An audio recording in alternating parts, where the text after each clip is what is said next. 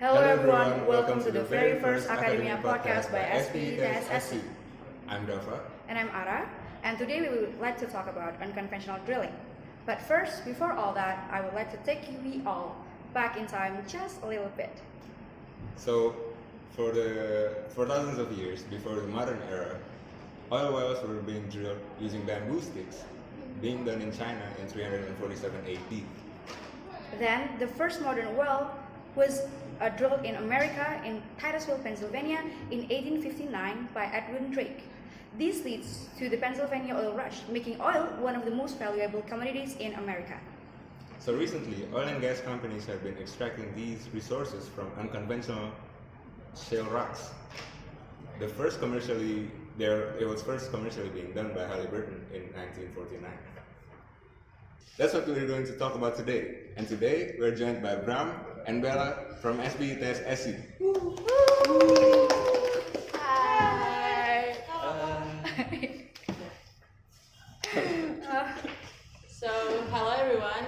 We're very glad to be able to be here. First, let me introduce myself. My name is Bella and I'm from SPTSSC.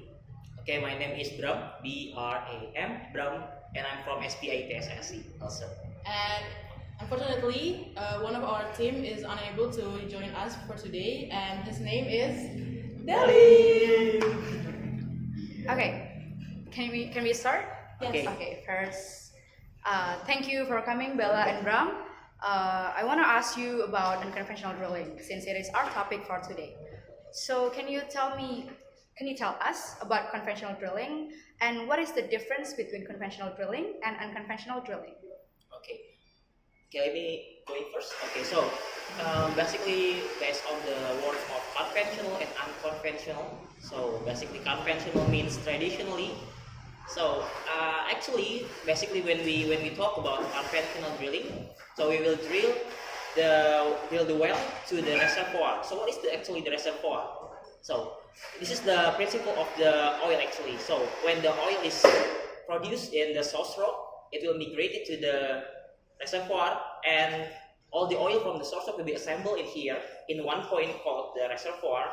So when we talk about conventional drilling, so we will drill into the reservoir only one point. So the oil will be assembled in the one point in here in the reservoir. But if we talk about the unconventional one, so we will not drill into the reservoir anymore. We will go to the spread area. So we will drill into the source rock. So we will find the oil just only in one point. We will find it here. It will spread to the several area. That's why we need the unconventional drilling.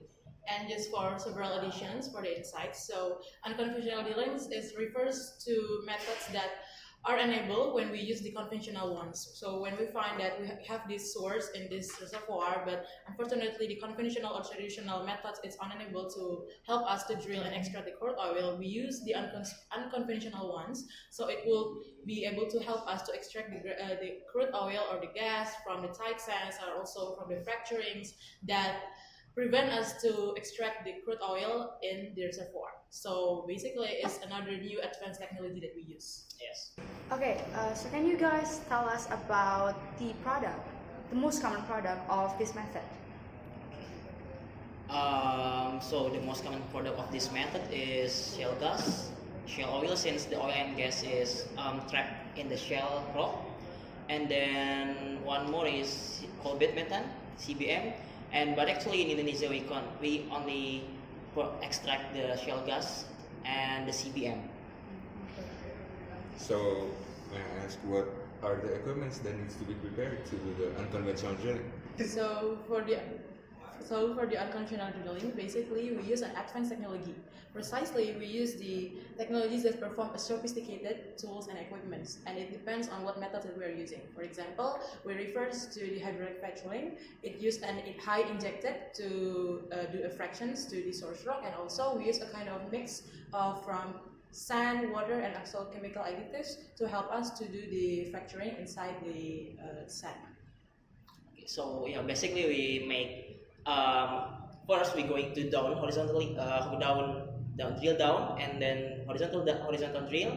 So we'll make some like an L drilling, and then in the horizontal we will we will give hydraulic fracturing, so we will fracture the formations, the rock formations, and then we inject the water that maybe it will have 90% of water and the remains is sands and also the chemical. Also, what about the safety aspect of the unconventional drilling? Has there been any reports of accidents in the past? So for this safety risk, it's also one of the most concerned things in the unconventional drillings because first of all, we use a kind of mixtures of chemicals that some people allegedly show some allegedly accusations that the unconventional drilling might lead to environmental risk, environmental destructions, and also a public health where it can damage us, especially for the animal and also us who the researchers are impacted by the chemical that is used for the unconventional drillings. Okay.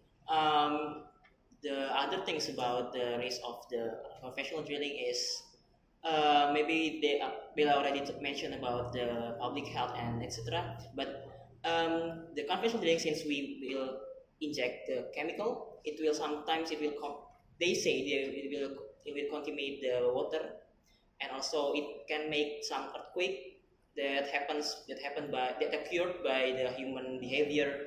So that's why some says that it will make a dangerous or risk for the environment. Yeah, but after all, it's still an alleged accusations, and Yes. there are no more further investigation about this, and people still using unconventional drilling to help us to extract the crude oils. So guys, is unconventional drilling is common? Can you mention the company or countries that uses this method already? Okay. So the companies or countries, so the most common countries that use unconventional drilling right now is USA, United States. Since okay, I will give you interesting facts about this. Before they use unconventional drilling, in 2007 they produced 0.4 million barrels per day of oil and gas, and after they used the unconventional drilling in 2014, they can produce more than 4 million barrels per day. So it's increasing significantly in the production of the oil and gas. Okay, so recently you guys, Bella, Ram, and Dava Ali, won the first runner-up position in case study competition in Petrofest by SPE Java. So congratulations. Thank you very much. So can you tell us a little bit more on that experience? What was it like? Maybe I will tell you about the competitions first. Okay, so this is the case study competitions, and we need to overcome the problem in Indonesia. Actually, because of the deficit in the gas balance in Indonesia, they predicted in 2023 it will be deficit because of the lack of productions in gas in Indonesia. So, in the case, it's already given the data and also what kind of scenarios that the government already used to prevent these problems, and also mentioned about the precisely what kind of unconventional drilling methods to be used, where it is about shale gas and also coal method. From this data that we have, we are trying to do some research how we use these very rare methods in Indonesia, where there are several obstacles.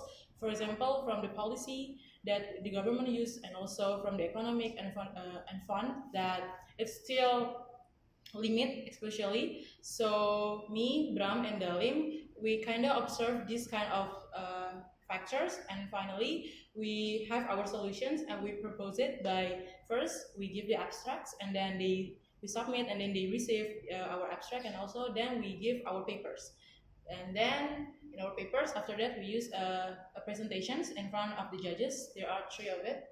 Yeah. And Two of it actually. two of it actually, and yeah, we passed the selections, and that is it. Yay. You're very special. Very special. Yes. Okay, I think that is all for today's podcast. Thank you so much for watching. Don't forget to stay tuned for the next podcast by Academia SPITS SE. Thank you. Bye.